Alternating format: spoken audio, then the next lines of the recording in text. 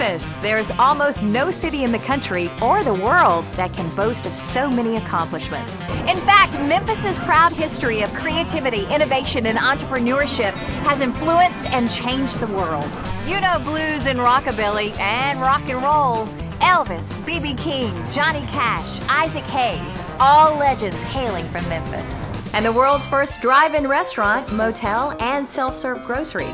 AutoZone, FedEx, and many more. The St. Jude Children's Research Hospital, where no child with a catastrophic illness is turned away, and counts a Nobel Peace Prize winner among its internationally acclaimed research staff. There is so much to cheer about. The list could go on and on. Memphis is also a place of triumph over tragedy. It's a place where social boundaries were broken, where hope was born, where innovation reinvented America's way of life.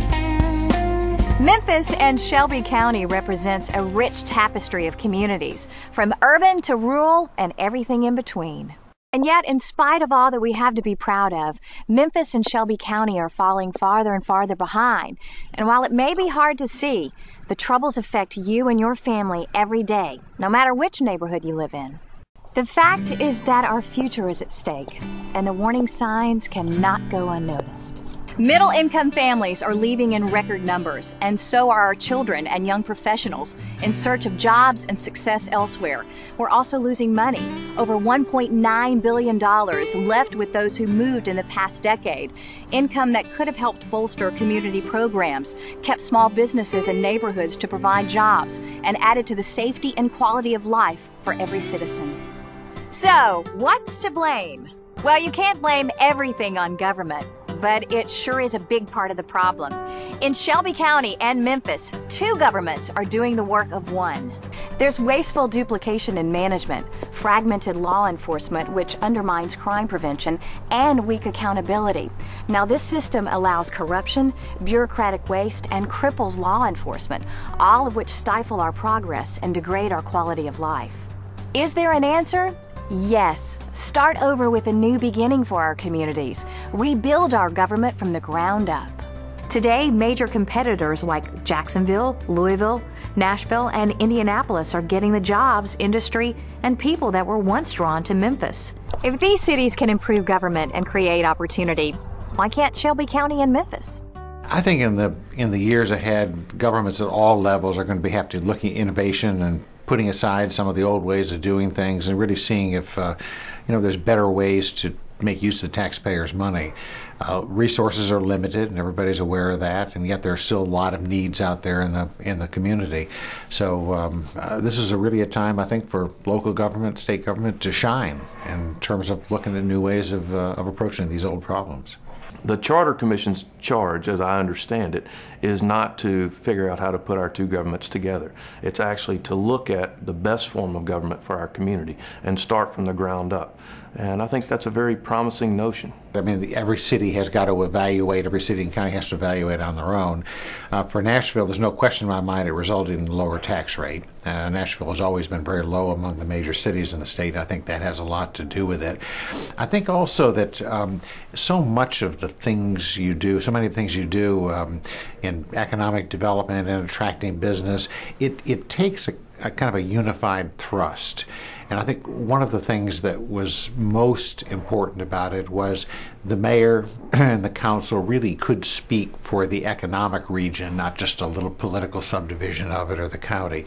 And that helped enormously. There were things like when we recruited the Titans there, I honestly don't think that could have been done if multiple different pieces of government had to come together to do it. So for us, it worked very, very well. For any place else, I think you have to look at the reality of the situation and and the politics of it, yes, and all those things. We're talking about consolidation as if it's just bolting one jurisdiction onto another.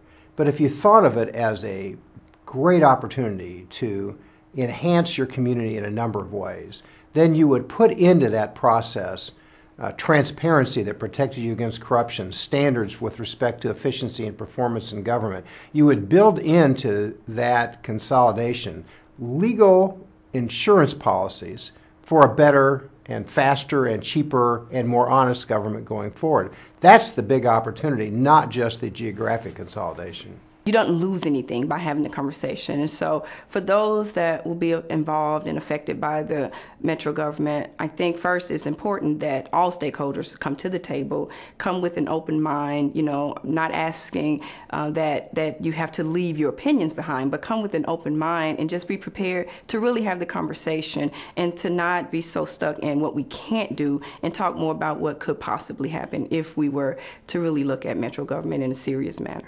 When I learned that I was going to be on the Charter Commission, within the next 3 days, I had people come up to me and say, "Oh, this is so wonderful. Finally, we're going to have a government that everybody will understand and be proud of." And then the next person would say, "Oh, but you can't take away my city. I live in Germantown." And it's just amazing what people come to the table with, and they believe that we have already made a decision. Nothing has been decided other than the fact that we are going to take the Tennessee Constitution and the statutory authority to look at every opportunity of what governance should look like in the consolidated county and how we should work with the cities. What should be their representation? There seems to be a lot of fear in the process. And quite frankly, the 15 people are anything but people you should be afraid of, because they're asking all the questions. They want to see all the data. They want to put together the best and the most successful government. And we need people to talk to us about this so that there is nothing to fear, but there's an openness, and that we're doing this as a community. Because if you choose to participate in your government, that's the only way we can make change. And I think Memphis and Shelby County are ready for change. I think one thing that's important to know is that the form of metro government that's been discussed is not inclusive of the schools. Memphis City Schools is a separate entity, has its own charter, and so the city of Memphis and the county of Shelby can become metro government without affecting the Memphis City Schools. What I support about this right now is that we have the opportunity to have a whole new conversation and imagine a whole new kind of future for our community. I would recommend to everybody that they get involved in that conversation, that they pay attention as the Charter Commission does its work and does its benchmarking and puts proposals on the table, that they evaluate them, that they invite their neighbors to also take a good look at it, and just with an open mind. The future of this community is in our hands today, and we owe a debt to those that are coming after us to explore the options that represent their future. And as community leaders, as concerned citizens, we have a responsibility to make decisions today that will ultimately impact their lives in the future. I mean, I think that Memphis has got one of the greatest foundations of any city that I've ever lived in. I just don't think we see it enough. I don't think that we see the opportunities enough. And I hope that this fresh start, reinventing ourselves, will get us to believe in ourselves again like I believe in us. And I think that that's really one of the greatest opportunities that we have here with just looking at starting anew. I think we should all be talking because this is vital to everybody. This is not just for the VIPs. This is not just for the international papers or the FedExes. This is for everybody that lives in Shelby County. It's not a matter of a referendum at this stage, at the discussion stage, whether it's good or bad, but should we discuss it? And again, the reason we're doing it by way of a discussion with the Charter Commission is that's the best and really only device that we have under Tennessee law to bring about this serious and extended discussion that we're going to have. There'll be plenty of time to come in and say, yes, I'm for it, or no, I am against it. It will be at that point in which the Charter Commission will put a document in front of every voter in Memphis and Shelby County. And by the way, this is not a matter of voting on a pig and a poke. Our citizens will not be asked to vote until there's an actual document in front of them. Then we get into, yes, I'm for it, or no, I'm against it. The only thing we're asking people to be for right now is open-mindedness. I think anytime we have an opportunity to look at efficiencies in government, we shouldn't pass up that opportunity. As good as we think we might be, I think a transparent government and certainly innovative thinking people are always looking for ways to do better.